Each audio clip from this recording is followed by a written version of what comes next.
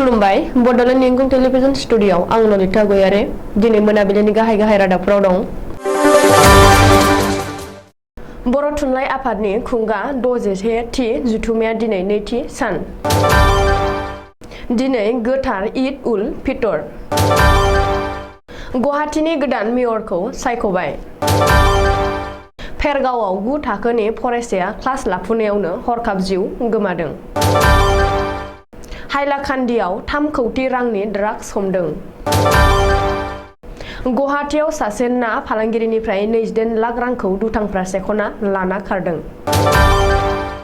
बक'आव लामा जाब्रबथायजों सासेनि सुबुंनि जिउ खहा। जटपुराव ईद फोरबोनि समाव गावजों गाव दाङाबाजि। दानिया फैदो आबुं रादाबाव।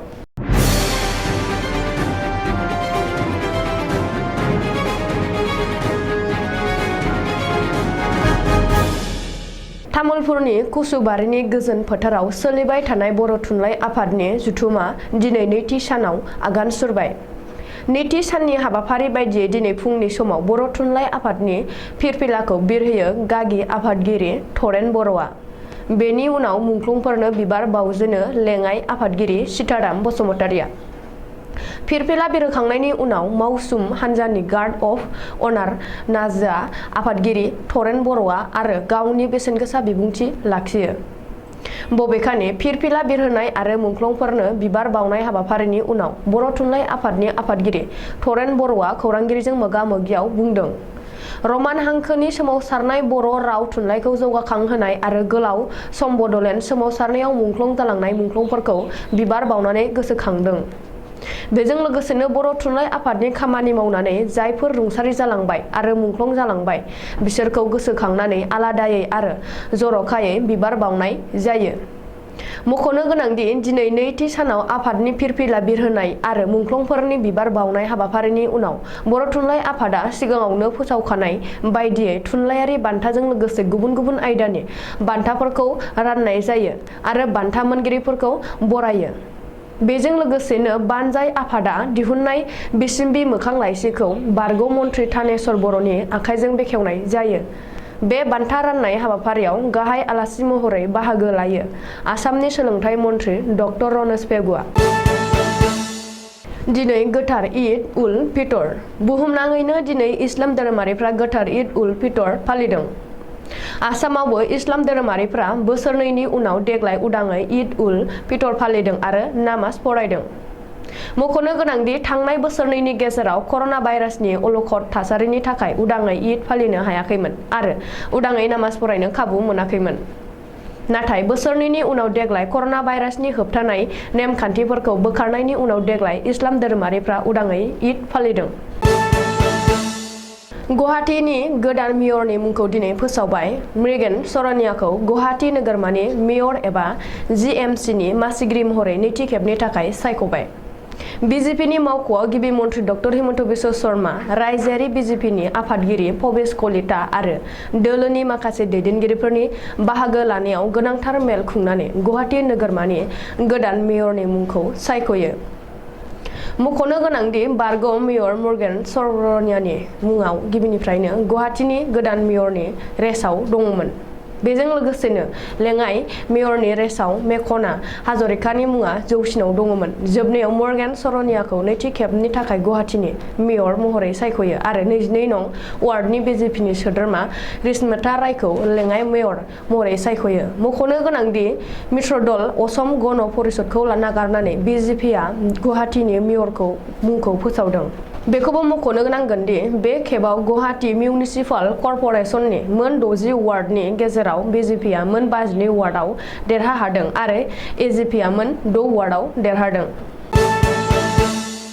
उदालगुरि जिल्लायाव 9 थाखोनि सासे फरायसाया थाखो खथायाव क्लास लाफुनाय समावनो हरखाबै जिउ गोमायो। बे जाथाया जादों उदालगुरि जिल्लानि फेरगाव उच्च बिद्यापीठ गोजौ फरायसालियाव। थाखो खथायावनो जिउ गोमानाय फरायसाखौ धर्मेन्द्र राभा होनना सिनायथिदों। मिथिनो हानाय बायदिब्ला दिनै फुंनि 10 रिंगायावनो 9 थाखोआव गिबि क्लास इंराजि आयदाखौ फोरोंबाय थानाय समावनो धर्मेन्द्र राभा मुंनि सासे फरायसाया हरखाब लोमजाना बेन्चनिफ्राय गोग्लैयो आरो बेखौ नुनानै फोरोंगिरि सुरभि राभाया गावनो फरायसानि आथिं आखाइ बोख्रबनायखौ मालिस खालामना होयो आरो गाहाय फोरोंगिरिखौ लिंहरनो सासे फरायसाखौ थिनहरो। गाहाय फोरोंगिरिया फैनाय लोगो लोगोनो सासे फोरोंगिरिनि गारियाव दैखांना फेरगाव मडेल हस्पिटालसिम लांनाय जायो। नाथाय देहा फाहामसालियाव डाक्टारा फरायसाखौ थैबाय होनना फोसावो। बे जाथाया नखरनि सोद्रोमाफोरजों लोगोसे फोरोंगिरिफोर, लोगो फरायसाफोर आरो ओनसोलनाङै बयखौबो सोमोनांहोयो आरो बेबादि हरखाब थैनाय जाथायखौ नुनानै बयनिबो गोसोआव समखिनाय सोमजियो। बबेखानि उननि समाव थाखो खथायावनो जिउ गोमानाय फरायसा धर्मेन्द्र राभाखौ देहा फाहामसालिनिफ्राय न'आव लांना मान बावनाय जायो।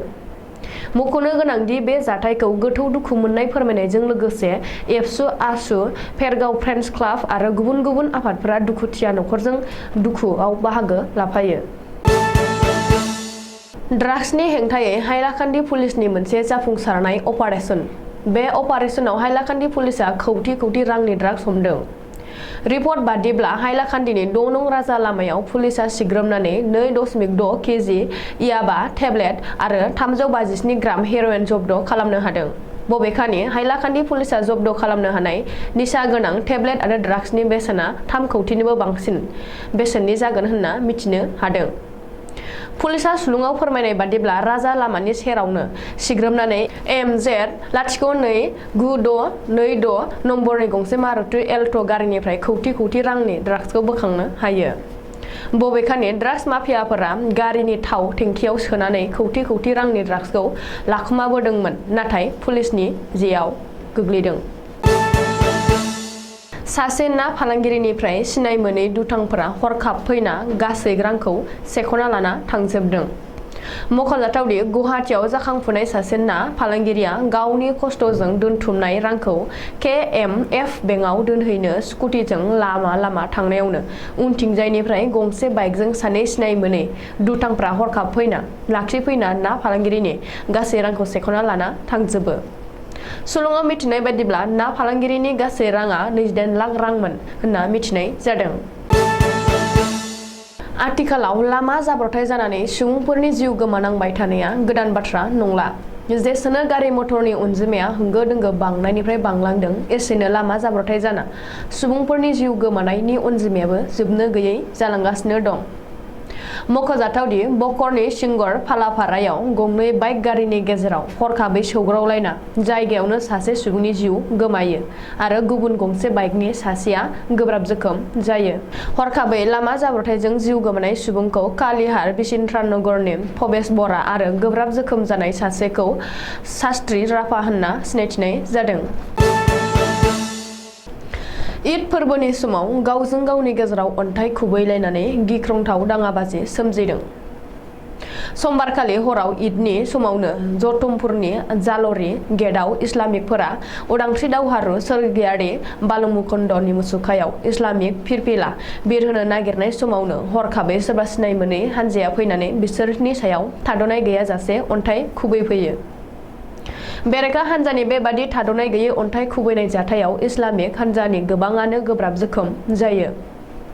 जाथायनि बागै रैखाथि पुलिस हानजाया मोननै हानजानि गेजेराव अन्थाइ खुबैनाय जाथायाव नुजाफैना दुंहाव थासारिखौ होबथानो नाजादोंमोनब्लाबो बेरेखा हानजाया फिन पुलिस हानजानि सायावबो अन्थाइजों गाग्लोबो।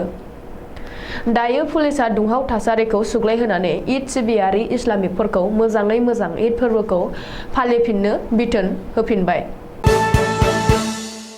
दिनै मोनाबिलिनि रादाबा एसेनोसै। गोजोन्थों।